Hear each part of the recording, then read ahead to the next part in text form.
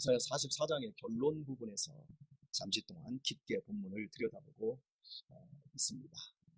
이사야 44장은 우상의 정체, 우상의 실체가 무엇인지를 신랄하게 하나님께서 보여주십니다. 니네가 만들었다. 그리고 거기에 복을 빈다. 그것이 너희를 구원할 거라고 믿는다.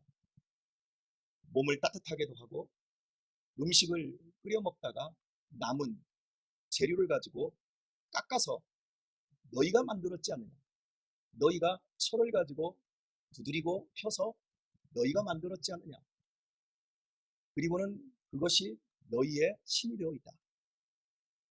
이런 이 우상을 통해서 너희가 나를 우상처럼 지금까지 그렇게 섬겼다. 그러나 나는 우상이 아니다. 나는 말씀하시는 하나님이다. 나는 너희가 만들지 않고 오히려 내가 세상을 나 혼자 만들었다. 그리고 너희는 내가 모태에서부터 조성했고 내가 너희를 구속했다. 너희를 구원했고 너희를 샀다. 이런 뜻입니다. 그래서 너희는 내 것이다.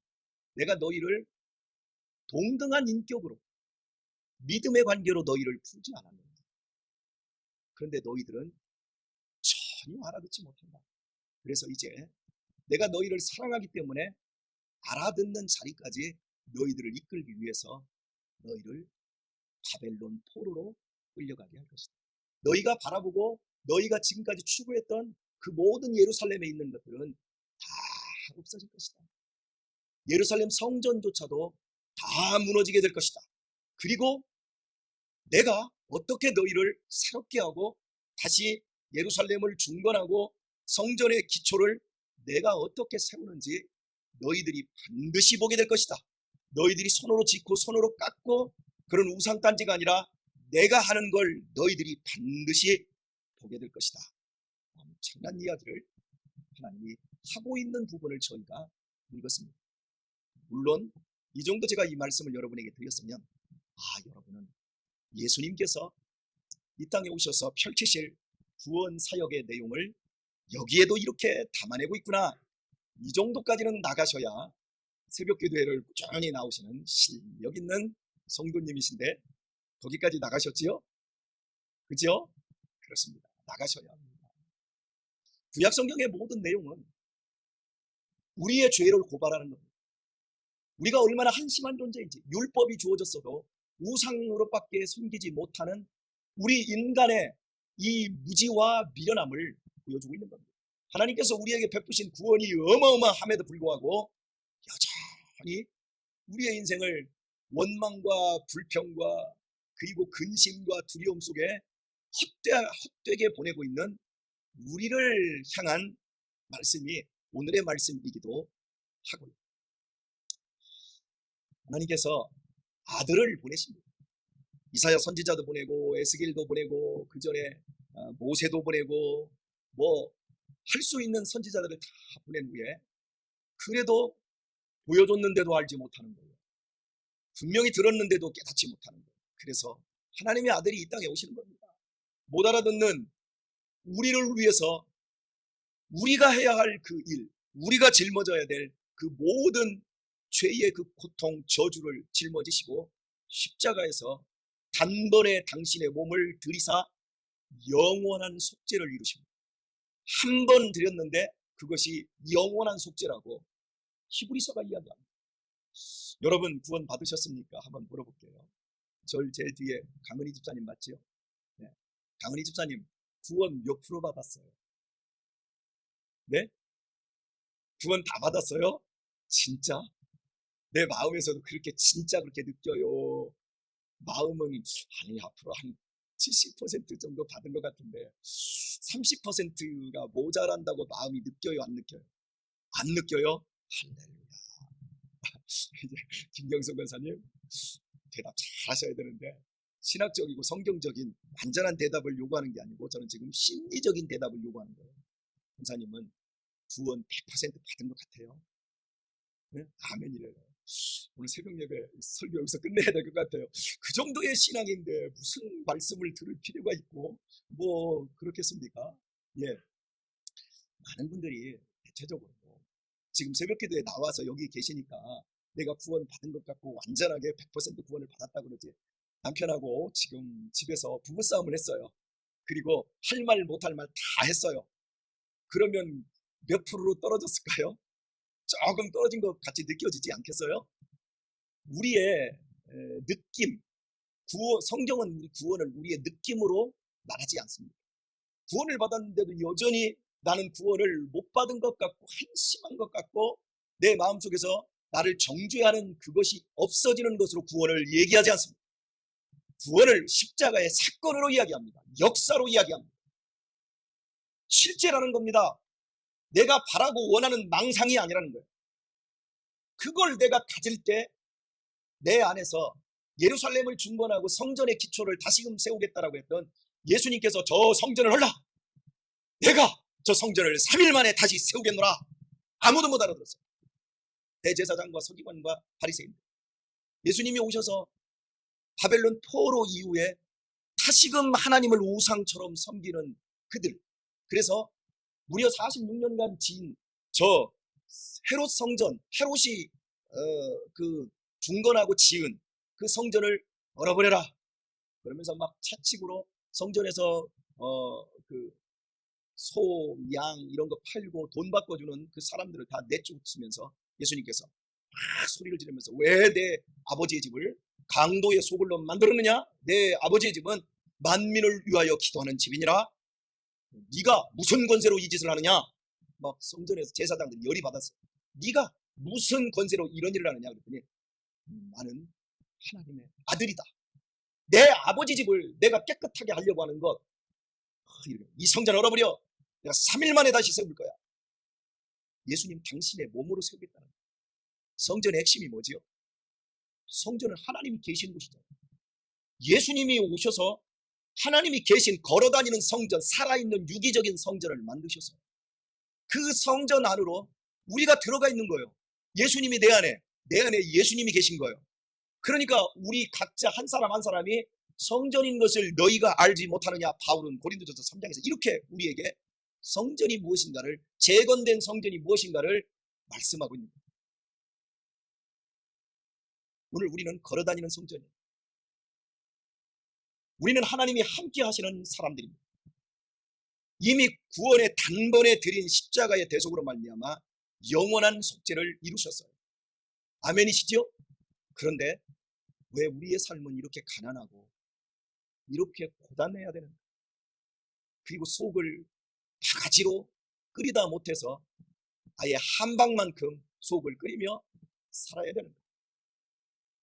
예, 하나님이 우리를 아름답게 만드시기 위해서입니다. 제가 주일에도 여러분에게 따라서 하라고 그랬습니다. 인간은 짐을 지지 않으면 인간이 안 된다 말씀을 드렸습니다. 우리 교회 청년들이, 학생들이 저에 대한 불만이 고조에 이르고 있습니다. 목사님 좋은 설교하시면서 왜 맨날 짐을 지우라, 애들 집에서 일도 시키고 달달달달 볶아야 애들이 잘 된다고 그렇게 하셔서 우리 엄마 아빠한테 맨날 구박받는 게 그거 아닙니까? 왜 목사님 그렇게 달달달달 볶으세요? 예, 답은 그겁니다. 볶아야 사람이 됩니다.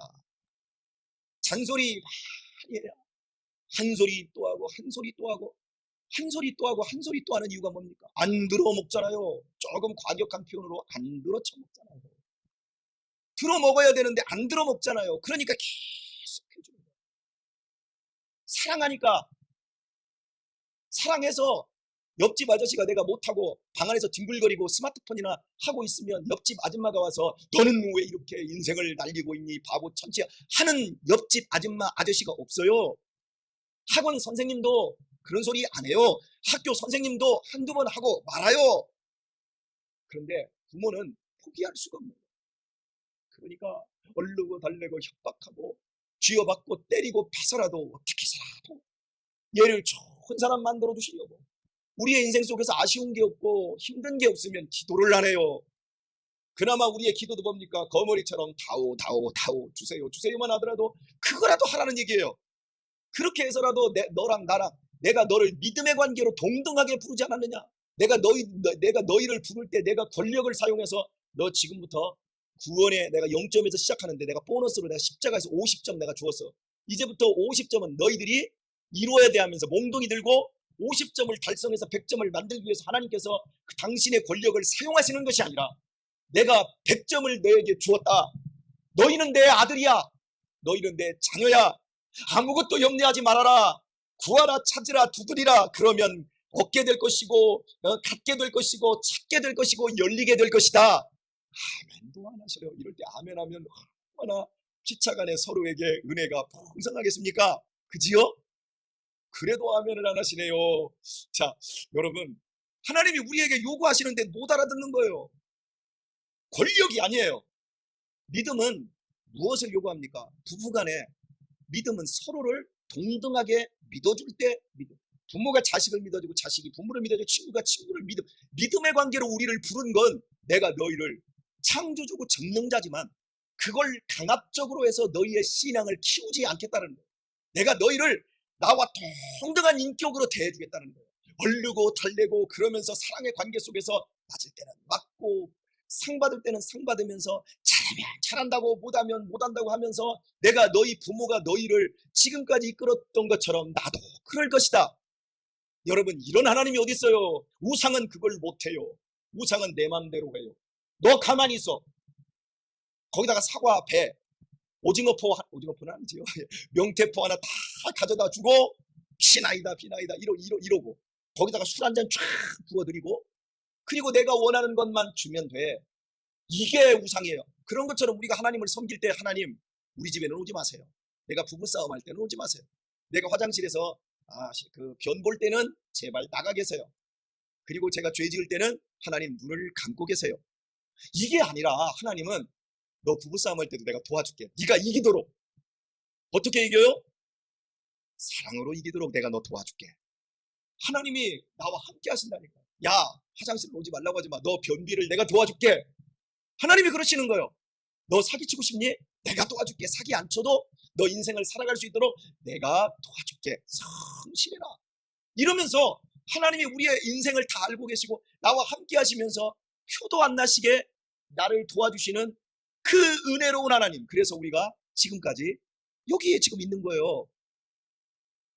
여러분, 나는 새벽교대를 그렇게 다녔는데도 신비한 걸 못 봤어요. 나는 요즘 방언을 좀 받고 싶어요. 그런데 하나님이 방언을 안 주셔요? 사랑해서 안 주시는 거예요. 여러분, 신비한 걸 여러분 못 보셨어요? 한번 물어볼까요? 신비한 거 여러분 못 보셨어요? 못 보신 이유가 뭐예요? 다 신비해요. 우리가 살고 있는 게. 여러분이 지금 눈을 떴어요. 눈이 떠서 뜨면 보입니까? 눈이 떠도 내 친구는 안 보이는 친구가 있어요. 눈동자 이게 다 아무런 이상이 없어요. 눈으로 보기에는. 그런데 안 보인대요. 환장할 일이지. 이 눈은 이상이 없는데 시신경에 문제가 생겨버리니까 안 보이는 거예요. 지금 우리가 느끼는 거, 여러분이 왜 숨 쉬어요? 신비예요, 신비. 내 인체의 구조를 보세요. 간은 간대로 역사하고 신장은 신장대로 역사하고 위는 위대로 연동작용, 이 장, 소장, 대장까지 이거 지멋대로 노는 게 아니라 정확하게 질서를 유지하면서 다 하고 있어요. 의사가 뭘 고쳐요. 의사는 자르고 입고 도려내는 것밖에 못해요. 그리고 딱 갖다 붙여놓으면 방구 하나 끼우는 거, 수술한 이후에 방귀가 나와야 되잖아요. 방구 나오셨습니까? 안 나왔다고 걱정하고 방구 나왔어? 그럼 방구 나왔다고 하면 한 이틀 3일 만에 방구 나왔다고 어머머 방구 나왔대 하면서 막 좋아하고 난리치잖아요. 그죠? 그거 하나도 신비해. 우리가 못해. 뭐 신비를 못 봐요. 우리가 욕심이 많고 미련하고 무지하고 엉뚱한 쪽으로 인생을 돌리니까 모르는 거예요. 오늘 본문 다시 한번 말씀할까요? 26절을 보면 내 종의 말을 응하게 하며 내 사자의 모략을 성취하게 하며 당신이 입에 붙여준 선지자 사자의 입에 붙여준 말씀을 그대로 응하도록 하나님이 해주신다고 말씀하고 있습니다. 우리 하영이가 여러분 이제 22살이 됐지 않습니까? 22살이 되면서 얘가 오늘 은혜를 엄청 받았어요. 막 떨어요. 됐습니다. 우리 하영이가 이제 세상에 나와서 알바도 하고 학교 공부도 하느라고 수고를 무진장 하는데 이제 세금도 내고 그래요. 알바를 하니까. 그리고 이제 청년들을 위한 뭐 무슨 지원 사업 같은 것들이 참 많은데 네가 다 찾아봐. 네가 해. 그랬는데 올해는 이제 근로 그 장려금이 이제 지원하잖아요. 이제 근로장려금, 그러니까 세금 환급도 받고 이렇게 해야 되는데 그런 세금에 관한 일을 아버지한테 묻는데 아버지는 아는 게 하나도 없는 거예요. 왜요? 세금을 안 내며 살았잖아요. 그러면 이제 세금 내기 시작한 지가 3년밖에 안 됐잖아. 세금에 관한 일을 나는 하나도 몰라요. 나한테 물어야 내가 너보다 더 몰라. 네가 알아서 해. 얘가 막 미치려고 해요. 여러분, 세금 관계된 게 복잡하잖아요. 어쨌든 간 이놈이 막 세금 신고하고 뭐 했는데 다 엉뚱하게 해가지고 근로장려금도 안 나오고 세금 환급도 안 나오고 막 미치려고. 그러더니 국세청에다 전화해도 며칠 전에도 전화를 안 받고 다 한번 연결이 됐더니 뭐가 잘못해서 완전히 거꾸로 내는 거예요. 그래가지고 다시 하라고 하는데 이건 다시 할 수 있는 성질이 아니라 세무서에 가서 하라고 그래가지고 세무서를 또 땀을 뻘뻘 흘리면서 갔어요. 그리고서는 세무서에 가서 다 했어요. 스트레스 엄청 많아요. 집에 돌아가지고 씩씩거리면서 아버지는 그것도 몰라요. 아버지는 다 한다고 생각하지만 아버지는 아는 것만 알고 아는 것만 가지고 하나님의 말씀을 전하고 있는 거야. 그렇게 얘기를 해줬어요. 그런 다음에 우리 딸은 이 다음에 엄청나게 부유하게 살 거야. 너는 이 다음에 세금 계산하느라고 너는 정말 그 세무서를 엄청나게 많이 다닐 거야. 아버지는 세금 계산할 게 없어. 종합소득세 뭐 다른 뭐 할 기본소득만 2월 달에 신고하면 다른 돈 부르는 구멍이 없으니까 나는 종합소득세도 뭐 6월 5월에 신고할 것도 없어. 그러니까 몰라. 그런데 너는 하나님이 엄청나게 훈련을 시키는 거 보니까 이 다음에 너는 최소한 뭐 몇십억 몇백억은 가지고 인생을 살아갈 것 같은데 그때는 선교 헌금 돈 많이 드려야 된다. 그랬더니 아버지 무슨 근거로 내가 이 다음에 그렇게 잘 살겠다고 하는 거예요. 지금 보세요. 나 한 달에 60만 원 가지고도 11조 내고 아버지한테 6만 원 다 뺏기고 이거 가지고 내가 벌벌벌벌 거리고 사는데 무슨 야 아버지 말을 믿어. 아버지 말 언제 거짓말 하디? 그랬더니 맞아요. 거짓말은 아니에요. 분명히. 근데 무슨 근거요? 그리고 네. 아버지 말이 근거야. 내가 너를 축복했고 그리고 아버지가 인생을 살아가면서 느낀 게 뭐냐면 쓸데없이 고생하는 건 없더라. 내가 어린 시절에 이렇게 고생하고 저렇게 고생하면 나중에 그것들을 하나님이 다 쓰시더라. 하나님이 너를 쓰실 거야. 염려하지 마. 그랬더니 얘가 아멘. 그리고 방으로 씩씩도 얼굴이 환해져가지고 저 고생 뒤지게 하고 땀 뿔뿔 흘리면서 들어가지고 막 화를 내다가도 여러분 무슨 근거예요? 하나님의 사자의 말을 응하게 하시겠다. 내 종의 말을 응하게 하면 내 사자의 모약을 성취하게 하겠다. 주일 설교를 하고 새벽기도 설교를 아멘으로 받으시길 바랍니다. 이 말씀이 옆집 아저씨에게 세상 사람에게 응하는 것이 아니라 나에게 응하도록. 그래서 하나님의 말씀은 언제나 그리스도 예수 안에서 참 예가 되나니 이렇게 말씀해요. 그래서 그 말씀이 이루어진다고 그래요. 우리에게 소중한 게 바로 그거예요. 어떤 말씀을 하든지 그대로 하라. 마리아가 예수님이 이 땅에서 처음 기적을 행하셨던 그 가나 혼인잔치 6항아리에 그 물을 집어넣고 포도주를 만드실 때 무슨 말씀을 하든지 그대로 하라. 하나님께서 우리에게 베푸시는 은혜가 뭔지 아세요? 하나님은 말씀으로 일하세요. 그래서 순종이 제사보다 나아요. 내 멋대로 내가 판단해서 신앙생활을 하는 사람들이 너무너무 많아요. 11조는 뭐 적당히 하면 되는 거죠. 어차피 뭐 하나님께서 우리들에게 이렇게 하라고 뭐 그 내 마음이지. 아니에요. 정해져는 틀들은 그건 내 마음이 아니라 하나님의 마음이에요. 그래서 선교하고 구제하며 교회가 교회의 생명을 이루어 나가고 내가 그러면서 욕심으로 말미암아 죄의 노예가 되지 않고 자유한 백성이 되어지고 하나님께서 복 주시는 삶을 살아가는 그 모든 것들을 이루도록 하나님께서는 당신의 말씀을 선지자들에게 붙여주시고 그 말씀에 아멘하여 응답해 주시고 복의 복을 이루시는 그 모든 것들은 지금도 유효하게 진행되고 있는 거예요. 그런 과정들을 통해서 하나님께서는 성전을 이루시고 무너졌던 진짜 예루살렘을 세워 나가게 되는 겁니다.